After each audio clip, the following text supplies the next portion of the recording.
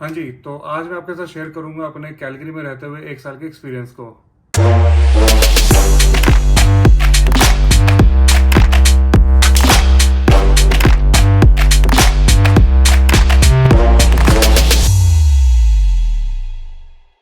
Hello दोस्तों, welcome back to my channel. जैसा कि आप में से बहुत सारे लोग अब जानते हैं कि हम किचनर ओंटारियो से कैलगरी मूव हुए थे आज से करीब पूरे 1 साल पहले। तो उस 1 साल में क्या क्या हमारे एक्सपीरियंस रहे हैं घर ढूंढने को लेके, घर खरीदने को लेके, और भी बहुत सारी चीज़ें जो सिटी के अंदर रहने के बाद आपको पता चलती हैं, वो सारे एक्सपीरियंस को मैं इस वीडियो में शेयर करने वाला हूँ। तो जब भी हम किसी प्रोविंस से मूव होते हैं, किसी कंट्री से मूव होते हैं, तो सबसे पहला दिमाग में हमारे बात आती है घर को लेके कि कैसे घर ढूंढेंगे, कैसे रेंटल अपार्टमेंट ढूंढेंगे या कॉन्डो कैसे ढूंढेंगे। तो हमारे केस में ना कैलगरी की मार्केट बहुत अलग थी। डाउनटाउन ऑलमोस्ट खाली था, उस टाइम इतने ज़्यादा लोग नहीं थे डाउनटाउन के अंदर। और जो लैंडलॉर्ड्स थे या मैनेजमेंट कंपनी थी जो बिल्डिंग की होती है, वो उल्टा हमसे फॉलो अप ले रही थी कि आप कब फाइनल करोगे, कब फाइनल करोगे। लेकिन आज की सिचुएशन बहुत ही ज़्यादा अलग है। आज कोई अच्छी प्रॉपर्टी रेंटल मार्केट में आती है और जैसे ही वो लिस्टिंग होती है उसकी, तो विद इन वीक और 10 डेज वो चढ़ जाती है कि कोई ना कोई उसको ले लेता है। तो रेंटल्स की बात करूँ यहाँ पे, तो अभी अराउंड 15% के आसपास इंक्रीमेंट आ चुका है रेंटल्स के अंदर।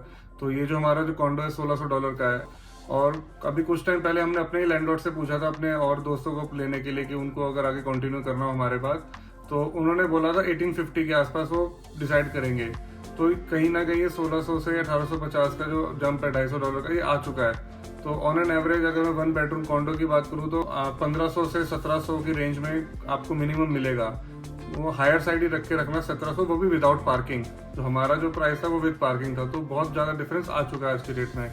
अब घर की बात कर ही रहे हैं, तो आप में से बहुत सारे लोगों को पता है कि हमने अपना घर भी बुक कराया था। हमने जब लास्ट ईयर मूव हुए थे, तो अपने घर को लेने के एक्सपीरियंस को लेकर बात करता हूँ मैं। लास्ट ईयर जब हम मूव हुए तो हमने इसी दौरान हमारा नवंबर के आसपास ही हमने अपना घर फाइनल किया था, जो हमने खरीदना था, जो हमारे प्री कंस्ट्रक्शन घर हमने लिया है। तो रिसेंटली अभी भी वो बन रहा है, थोड़ा सा काम बाकी रह गया। $470,000 का उस टाइम बेस प्राइस था उस घर का।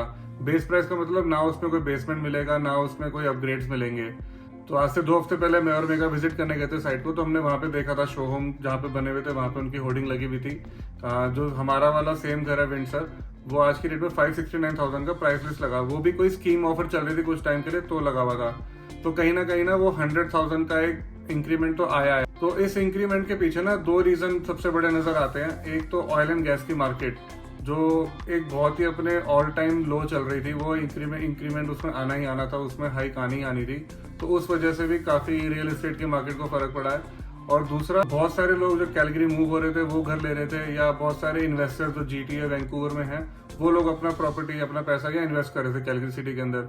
तो उस वजह से ना काफी डिमांड बढ़ जाने की वजह से ये इंक्रीमेंट इसके अंदर आया है। ओवरऑल ना यहाँ पे रियल एस्टेट की डिमांड बढ़ी है। अगर मैं जैन फेब की बात करूं, जो हमने नवंबर में लिया था, जैन फेब मार्च के आसपास की बात करूं, उस टाइम एकदम से प्राइसेस शूट हुए थे। लेकिन इंटरेस्ट रेट बढ़ने की वजह से ना वो थोड़ा स्लो हो गया। लेकिन ऐसा नहीं है कि अभी भी प्राइसेस नहीं बढ़ रहे हैं, प्राइसेस अभी भी बढ़ रहे हैं, लेकिन वो स्पीड थोड़ी स्लो हो गई है जो जैन फेब मार्च के मुकाबले थी। अभी भी एज कम्पेयर टू GTA और वैंकूवर काफी अफोर्डेबल है। 569,000 में भी अगर सिंगल फैमिली डिटैच्ड होम मिल रहा है तो वो भी बहुत बड़ी बात है, क्योंकि GTA और वैंकूवर में मिलना पॉसिबल नहीं है आज की डेट में। तो इसके बाद बात करते हैं जहाँ से इन सब के लिए पैसा आएगा, जॉब्स, नौकरी। तो मेगा का तो सॉर्टेड था कि जब हम मूव हो रहे थे तो उसकी कंपनी ने उसको अलाउ कर दिया था कि आप कैलगरी से बात काम कर सकते हो, वर्क फ्रॉम होम। उसको रिमोट जॉब की परमिशन मिल गई थी। और बात रही मेरी, तो विद इन 20 डेज मुझे भी जॉब मिल गई थी। मैं आज भी उसी कंपनी में वर्किंग हूँ। हमारे सामने ही काफ़ी सारे लोग अभी रिसेंटली मूव हुए हैं। तो जितने भी लोगों को भी मिला हूँ अभी तक, जितने लोगों से मैं इंस्टाग्राम के थ्रू मिला हूँ या इन पर्सन मुझसे आके मिले हैं, तो आज की डेट में मेरे ख्याल से ऐसा कोई नहीं है जिसके पास अभी जॉब ना हो। वो IT में है, कुछ मेडिकल फील्ड में है, कुछ अपना सेल्स में है। तो सबके पास कहीं ना कहीं उनके पास जॉब है फुल टाइम। और पिछले 1 साल में ना काफी सारी कंपनीज कैलगरी में आई हुई हैं। फॉर एग्जांपल, इन्फोसिस का ऑफिस ऑलरेडी खुल चुका है। एम्फेसिस का नेक्स्ट ईयर प्लान है 2023 में। और अमेजोन की वेबसाइट पे भी हमने चेक किया था, उन्होंने अनाउंस कर दिया कि उनका जो AWS जो अमेजोन वेब सर्विसेज है, उसका ऑफिस वो एंड ऑफ 2023 या बिगिनिंग ऑफ 2024 का प्लान कर रहे हैं, ऐसा उनकी वेबसाइट पे लिखा है। तो ये सारी चीजें जब होती है ना कि बड़ी बड़ी कंपनीज आ रही हैं, अपना अपना ऑफिस खोल रही हैं, तो ये ओवरऑल एक फील देती है, सिटी की ग्रोथ होती है। तो आप भी ग्रो करते ही हो साथ के साथ। और इसके बाद बात करें वेदर की, तो जब हम लोग मूव हुए थे ना, तो उस टाइम सर्दियां शुरू ही हुई थी, तो अभी है ना हम चारों सीजन देख चुके हैं यहाँ पे, विंटर, समर, फॉल, स्प्रिंग। तो लास्ट ईयर जो फर्स्ट स्नोफॉल हुई थी ना, वो मुझे याद है, वो दिवाली से एक दिन पहले हुई थी, 3 नवंबर को। और इस साल जो फर्स्ट स्नोफॉल हुई है वो 20 अक्टूबर के आसपास हुई है। अगर पर्सनली हमारी सर्दी का एक्सपीरियंस की बात करें तो यहाँ की सर्दी ना बहुत ही ज्यादा वॉलेटाइल रही है। तो अगर मैं बात करूं, पिछले कुछ दिन पहले ही अभी अक्टूबर 20 के आसपास जब बर्फ पड़ी थी तो टेम्परेचर ना नेगेटिव चला गया था, नेगेटिव में चला गया था। और अभी कुछ दिन पहले, 3 दिन पहले मैंने इंस्टाग्राम पे स्टोरी डाली थी जिस दिन टेम्परेचर जो था 13-14 डिग्री तक पहुंच चुका था। तो ये सरप्राइजेस आपको यहाँ की विंटर्स देती रहेगी। जैसे अभी रिसेंटली स्नोफॉल हो रही है, मुझे पता है अगले 2-3 दिन बाद यहाँ पे एक अच्छी धूप निकली होगी, ये सारी जो स्नो है मेल्ट हो चुकी होगी। लास्ट ईयर की बात करूँ दिसंबर के टाइम पे, तो जो स्ट्रेच आया था -25, -30, वो एक वीक के लिए आया था। उसके बाद फिर एक हफ्ता गर्म हो गया, फिर एक ठंडा हो गया था। जनवरी में जब वापस आई थी मेगा इंडिया से, तब पूरा ऑलमोस्ट जनवरी था वो डबल डिजिट में था, 11 डिग्री 12 डिग्री। तो एक ओवरऑल बहुत ही मजेदार विंटर्स है यहाँ की। माना यहाँ की जो विंटर्स है GTA से पहले आ जाती है, मगर ओवरऑल जो फील है ना यहाँ विंटर्स की बहुत अच्छी है। हमें यहाँ की विंटर्स चुभी नहीं है as compare to Kitchener Ontario. वहाँ की विंटर्स में क्या था, ह्यूमिडिटी थी तो वो थोड़ी ज्यादा लगती थी। तो यहाँ पे बहुत मजा आता है विंटर्स में भी बाहर निकलने का, अगर विंडी ना हो तो। अगर समर्स की बात करूं तो समर्स जो है यहाँ पे जून से लेके मिड अक्टूबर तक 20s में टेम्परेचर रहता है। बीच में कुछ जुलाई अगस्त के टाइम पे अगर फॉरेस्ट फायर अगर हो जाती है कहीं पे, तो उस वजह से 4-5 डिग्री और इंक्रीज हो जाता है, 35 तक पहुंच जाता है। बाकी ओवरऑल बहुत ही मजेदार समर्स है। और फॉल की बात करूं यहाँ पे, तो फॉल में सिर्फ एक ही कलर देखने को मिलता है, येलो, जो कि बहुत गोल्डन सा हो जाता है, बहुत ही प्यारा लगता है। लेकिन एनी डे ओंटारियो का जो फॉल है बहुत ही अच्छा है, बहुत ही कलरफुल है वो, नो डाउट। वहाँ का मेपल लीफ का जो फॉल है बहुत नेक्स्ट लेवल है। अगर बात करूँ मैं सोशल लाइफ की, तो जैसा कि श्री जाकिर खान साहब ने कहा है, मजे किसी जगह से थोड़ी आते हैं, मजे तो भैंचो लोगों से आते हैं। तो हम यहाँ दोस्तों या फैमिली की बात करें ना, तो यहाँ मूव होने से पहले हम ऑलरेडी 2 फैमिलीज को जानते थे। एक मेरे स्कूल फ्रेंड मंजीत, उसके चाचा यहाँ पे रहते थे काफी सालों से, और एक मेरी भाभी की कजन है यामिनी शर्मा, वो भी करीब 11-12 साल से कैलगरी में ही रह रही है। तो यामिनी के थ्रू ना बहुत सारे लोगों से मिले, बहुत बड़ा सर्कल है उसका यहाँ पे, बहुत सारे डिनर से हमारा आना जाना हुआ, हमारी धीरे धीरे सबके साथ बॉन्डिंग बढ़ी। और फरवरी के महीने में मैंने अपना यूट्यूब चैनल स्टार्ट किया, तो उसके थ्रू हम काफी सारे लोगों से मिले। तो उसमें से कुछ लोगों से काफी ज्यादा बॉन्डिंग हमारी बढ़ चुकी है। रेगुलर बेसिस पे हम वीकेंड पे उनके यहाँ आते हैं या वो हमारे यहाँ आते हैं, तो आना जाना लगा रहता है। और मैं बहुत ही ज़्यादा सोशल हूँ, तो मैं रेगुलर बेसिस पे बहुत सारे लोगों से मिलता रहता हूँ अपने जॉब पर या आते जाते कहीं पे। तो मैं काफ़ी जल्दी कनेक्ट कर पाता हूँ, लोगों से कर लेता हूँ, तो उनके नंबर में एक्सचेंज करता हूँ, उनसे रेगुलर मिलना। फिर ऐसे ही मैं किसी कपल से मिला, उनके थ्रू मैं बहुत सारे लोगों से मिला।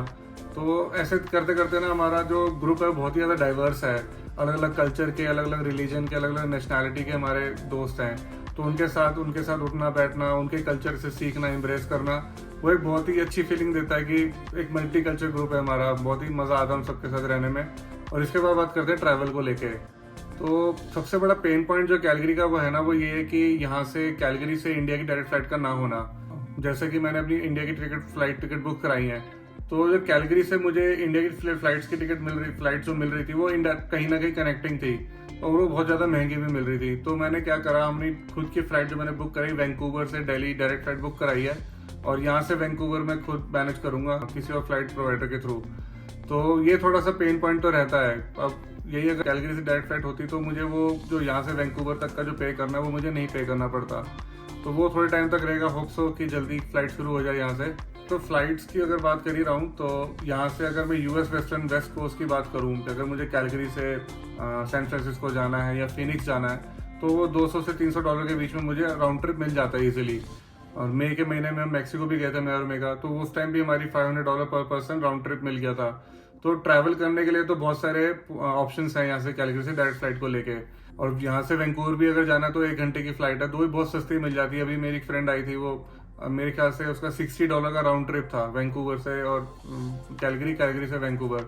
तो घूमने के ऑप्शंस बहुत ज़्यादा हैं। और बात करूँ मैं छोटे छोटे वेकेशन की, तो बैंफ ऐसा है कि जैसे कि हमारे बैकयार्ड में है घर के। तो पिछले 1 साल में हम इतनी बार बैंफ होके आए हैं ना कि हमें गिनती भी नहीं है, और हर बार हमें बैंफ अलग ही नजर आया है। ऐसा नहीं कि बार बार हमें जाके लगाओ कि यार सेम वही जगह आ गए, ऐसा नहीं है। तो कभी भी हम लो फील कर रहे हैं तो फटाफट चले गए और आगे अपने आप को चार्ज करके। तो एक वो एक प्लस पॉइंट तो है इस सिटी में रहने का। और कहीं पर मैंने सुना चलती पार्टी में ना ऐसे बात हो रही होती है रात को 2 बजे जब पार्टी खत्म होने वाली होती है कि चलो चलो मोरेन लेक चलते हैं, सनराइज देख के आते हैं। जैसे दिल्ली में रहते थे तो चलो मूरथल चलते हैं। तो ओवरऑल जो सिटी की जो वाइब है ना बहुत ही अच्छी है कि सिटी के बीचों बीच से रिवर का जाना, जैसे शाम को काम से अगर हम जल्दी फ्री हो जाते हैं तो एक वॉक पे चले गए, रिवर किनारे जाके बैठ गए। तो ये था हमारा छोटा सा एक्सपीरियंस मेरा और मेघा का। तो पिछले 1 साल में जो लोग और भी मूव हुए हैं कैलगरी सिटी में, तो आप लोगों का क्या एक्सपीरियंस रहा है कैलगरी सिटी में रहने का, प्लीज मुझे कमेंट सेक्शन में बताएं। तो जल्दी से मिलते हैं नेक्स्ट वीडियो में, तब तक के लिए बाय बाय।